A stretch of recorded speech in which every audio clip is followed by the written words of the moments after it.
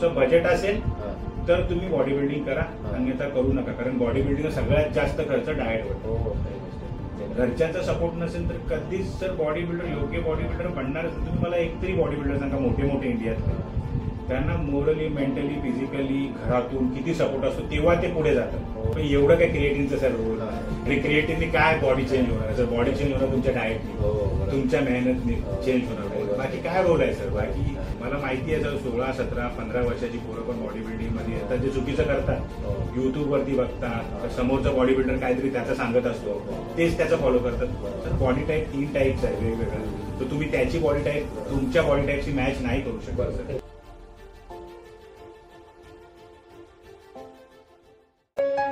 या मुलाखतीचे प्रायोजक आहे Musfit nutrition. Get more size and strength. Musfit nutrition या नामांकित ब्रँडच्या ऑर्डर किंवा डीलरशिपसाठी आजच संपर्क साधा. संपर्कासाठी मोबाईल नंबर आहे 70 383 87 638. सह प्रायोजक बटरेला. Be healthy be strong. बटरेला या पीनट बटर ब्रँडच्या ऑर्डर किंवा डीलरशिपसाठी त्वरित संपर्क साधा. संपर्कासाठी मोबाईल नंबर आहे 74 482 33 004. जे जजिंग पॅनल जे असतात त्याच्यात काही लोक असे असतात की ज्यांना बॉडी बिल्डिंगचा बी सुद्धा माहित नसतो, कधी स्टेजवर सुद्धा गेले नसतात, फक्त त्यांचा जिमशी एक संबंध असतो. ती लोक सुद्धा त्या खुर्च्यांवर बसलेले असतात. काय वाटतं? सत्य आहे सर, हे सत्य आहे. बॉडी बिल्डिंग मध्ये बघा सर, प्रत्येक असोसिएशन मध्ये अशी लोक जवळपास 60 to 70% आहेत आणि खूप कमी लोक आहेत. आता तुम्ही सांगा सर 60, 70, 80 वर्षापूर्वी बॉडी बिल्डिंग होती का? नव्हती. आणि त्यांचा एरा वेगळा होता. पोजेस चांगल्या होत्या सर, मी स्वतः फॉलो करतो त्या लोकांना. मी पण ओल्ड बॉडी बिल्डर ओल्ड पोजेसच मारतो, मी त्यांनाच फॉलो करतो. आणि वर्कआउट पण माझा सर तसाच आहे, म्हणजे मी जुना वर्कआउट ओल्ड वर्कआउटच करतो जास्त. ओल्ड स्कूलच करतो मी. लेग्स साठी पण ना सर माझं वर्कआउट मध्ये हजार बैठका नमस्कार घेते, म्हणजे जुन्या त्याच्यात करतो. मला त्याच्यातच चांगलं वाटतं सर. आणि तेव्हा होतं सर, पण आताचा एरा चेंज झालाय सर. आता आपल्याला थोडंफार न्यू करायलाच लागतं. आणि हे लोकांना सर त्या लोकांची त्यावेळीची जजमेंट बघा तुम्ही, त्यांची ते वेगळं होतं बॉडीचं. जेव्हा तुम्ही स्पर्धांची तयारी करता, बॉडी बिल्डिंग जेव्हा स्पर्धा जवळ येते, तर एक तुमचा एकंदरीत डाएट कसा असतो दिवसभरात ठरलेला, आणि तुमचं वर्कआउटचं शेड्यूल कसं नेमकं ठरलेलं असतं? तर वर्कआउट आणि डाएट म्हणजे बघा कोचेस याच्यामध्ये खूप महत्वाचा रोल आहे सर. मी जसं सांगितलं, आता मी माझ्या बॉडीचा अंदाजा घेऊ शकत नाही किंवा सुनीलच्या किती मोठे मोठे बॉडी बिल्डर, प्रत्येकाचा बॉडी म्हणजे बॉडीचा एक अंदाजा नाही घेऊ शकत. कोचेस हा खूप महत्वाचा रोल आहे. आणि बघा, आणि डाएट ही महत्वाचं आहे, आणि त्याच्यासाठी सर पैसे हे लागतात. तुम्हाला हे योग्य बजेट ठरवून या सगळ्या गोष्टी करायला लागतात. तुमचं बजेट असेल तर तुम्ही बॉडी बिल्डिंग करा, अन्यथा करू नका. कारण बॉडी बिल्डिंग सगळ्यात जास्त खर्च डाएटवर. चला तुम्हाला कोचेस भेटतील पण फ्रीमध्ये आहेत, प्रतीक दादासारखी लोक ती करतात सपोर्ट, बरोबर आहे. पण डाएट सर फ्रीमध्ये नाही भेटणार, आणि तुम्हाला कोणच सपोर्ट करणार नाही त्याच्यासाठी, बरोबर आहे. आणि घरून पण एक सपोर्ट असणं गरजेचं आहे.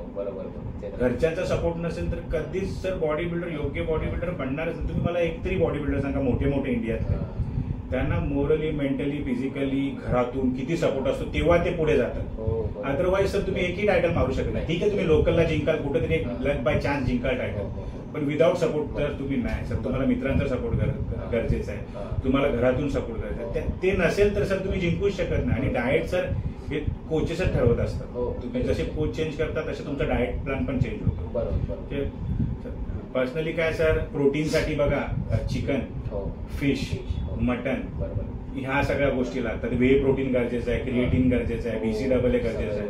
बॉडी बिल्डिंग मध्ये सर विटॅमिन्स गरजेचे आहेत, omega 3 multivitamins, heart care, liver care, kidney care, हे सगळ्या गरजेच्या गोष्टी आहेत सर, त्या घ्यायला लागतात. आणि त्याच्यासाठी खर्च आहे सर, या सगळ्या गोष्टींसाठी खर्च आहे. अदरवाईज तुम्हाला मेहनतच करायची, मेहनत तर तुम्ही करताच, बरोबर आहे. आणि जे काही डाएट आहे ते डाएट फॉलो करायला लागतो, पण ते गायडन्सनीच फॉलो करायला पाहिजे.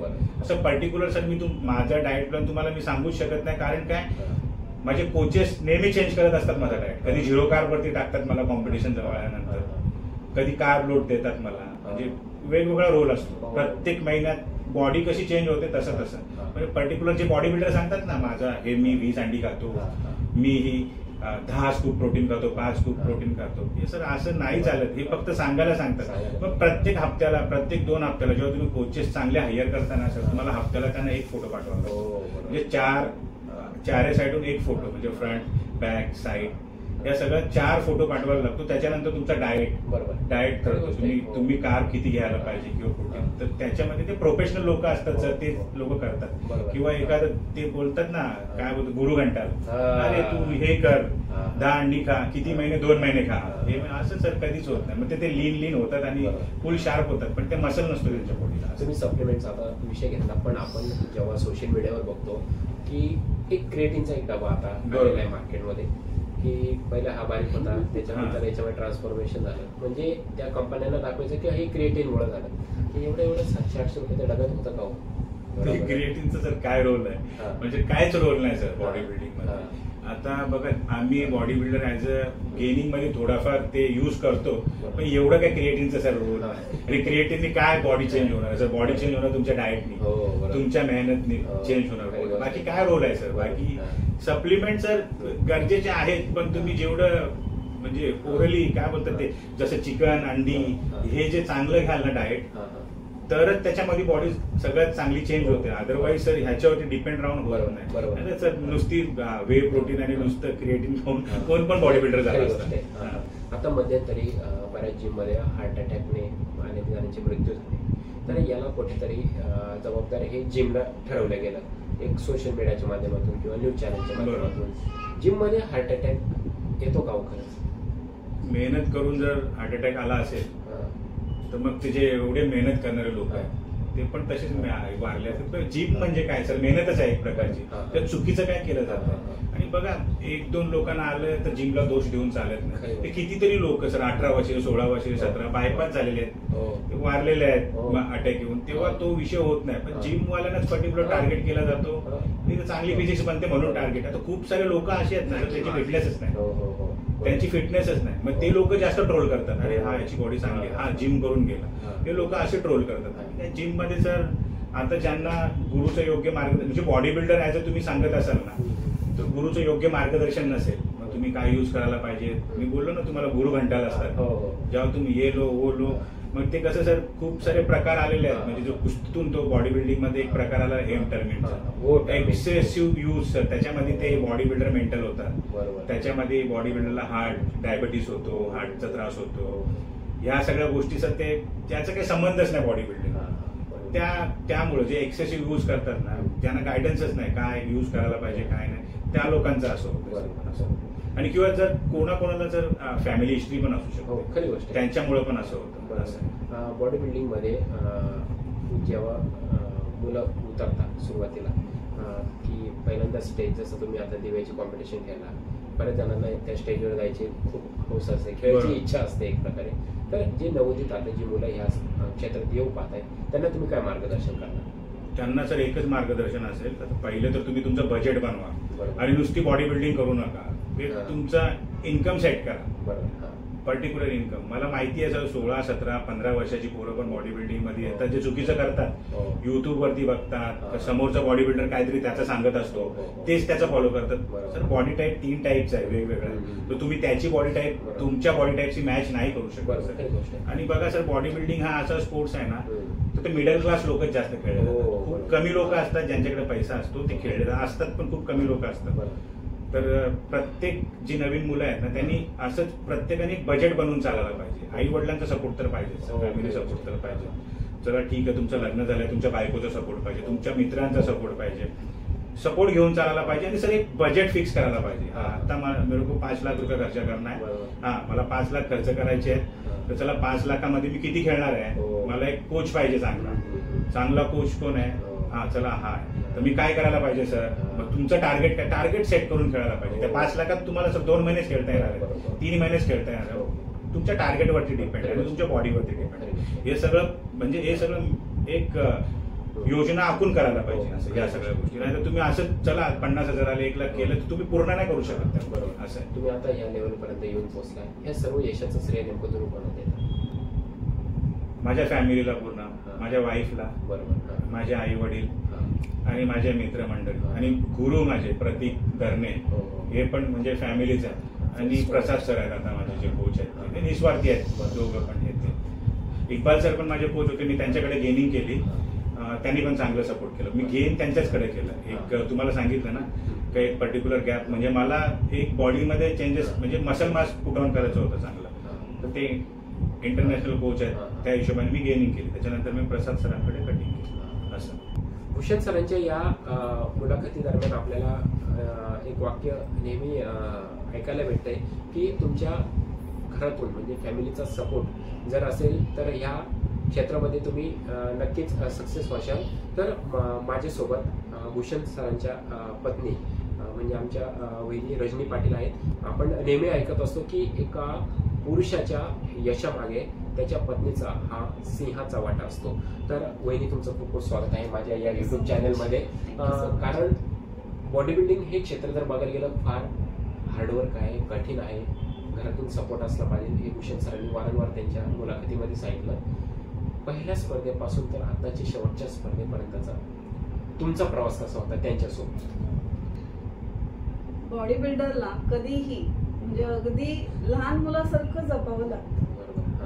कारण त्या ज्या फॉर्म मध्ये असतात त्यावेळेस त्यांची मेंटल हेल्थ, फिजिकल हेल्थ ह्या सगळ्या गोष्टी धरून चालाव्या लागतात. मग त्यांच्यानुसार आपल्यालाही ढवळावं लागतं. कारण तिथे आपण हट्टीपणा किंवा आपला अरोगंटपणा आपण नाही घेऊन चालू. त्यावेळेस त्यांच्यानुसार त्यांच्या पद्धतीने आपल्याला ढवळावं लागतं. आणि मेन कसं असतं की त्यावेळेस कसं असतं की त्यांची मेंटल जे हेल्थ असतो ना ते किंवा खूप डिप्रेशन मध्ये असतात, चिडचिडापण असतं. त्यावेळेस ना त्यांना म्हणजे खूप सपोर्ट लागतो त्यांना. त्यावेळेस आपण ही तिथे जर आपण आरोग्यंट घेऊन बसलो की नाही मला नाही करायचंय, नाही मला हे असंच पाहिजे तसंच पाहिजे, सो त्यावेळेस ते नाही चालत आहे. त्यावेळेस ते ऐकून घेणं गरजेचं आहे आणि ते त्यांना सपोर्ट करणं गरजेचं आहे.